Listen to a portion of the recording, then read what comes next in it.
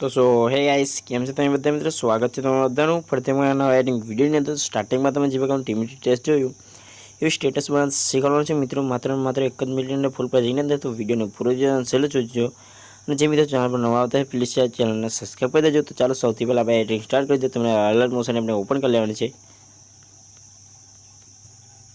મિત્રો alert motion app open થયેલા સૌથી પહેલાં તમારે એ પ્રોજેક્ટની અંદર આવી જવાનું રહેશે। પ્રોજેક્ટની અંદર આવશે એટલે આ પ્રોજેક્ટની લિંક મળી જશે આપણે વિડીયોની ડિસ્ક્રિપ્શનની અંદર।